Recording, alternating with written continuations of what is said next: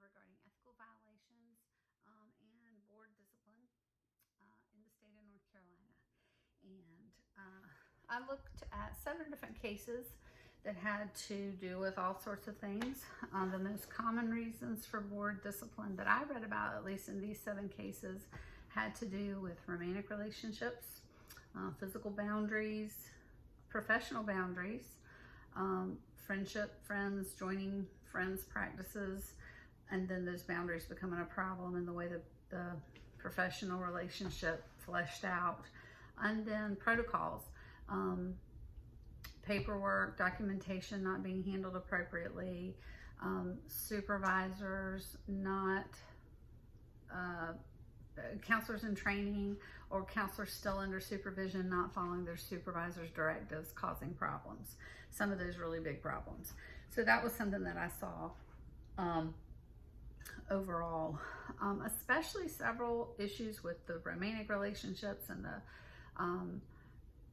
breaching of those boundaries. I found an article from the library entitled Sexual Attraction and Conjoint Therapy by Stephen Harris and Dinah Harriger. It's from 2009.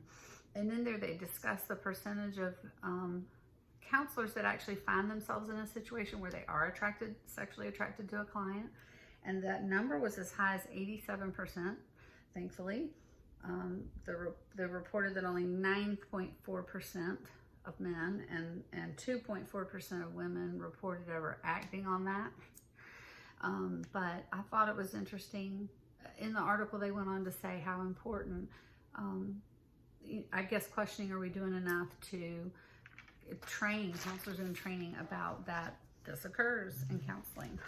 So wasn't surprised then to see that come up as a more common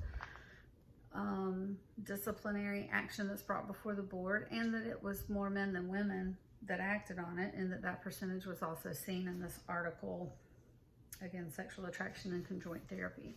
That I felt sad that this was common in my state, and having been a client before in therapy, I hate that there are ever clients that are hurt more than helped in therapy, and hate that the profession, when any professional counselors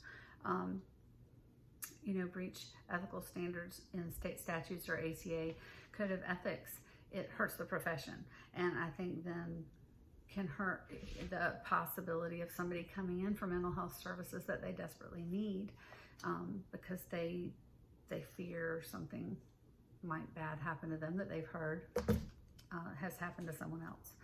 So the general themes were counselors not acting in the best interest of their clients, boundary issues, and narcissism. Counselors believing that they were above the law, that they didn't have to follow the ACA code of ethics. They all owned it in their statements that they had breached specific codes of ethics. The case that was most stood out to me was a case where a gentleman was arrested for having assaulted his 15-year-old, a counselor. A counselor had been arrested for assaulting his 15-year-old stepdaughter. He was arrested in 2016 for sexually assaulting his 15-year-old stepdaughter in January of 1984. So this didn't come to light until 32 years later. It was then dealt with by the courts. He was sent to an outpatient sex offender treatment program. He received mental health services. He received psychiatric services. Very extensive. He violated Section C2G of the ACA Code of Ethics, North Carolina General Statute 90, 340A2, A9, A11 of the North Carolina Licensed Professional Counselors Act. This didn't go before the board, though, of North Carolina until 2017, and then a charge letter didn't go to the board until 2017, and then the board didn't discuss it until 2018.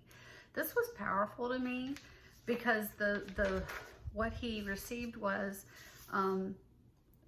a designation of probation for a year, a year of probation, and that he was going to be monitored. And so that raised a lot of questions for me, that all of this could take place and that he would still be allowed to practice. This was tough for me to understand. More questions than answered there for this one.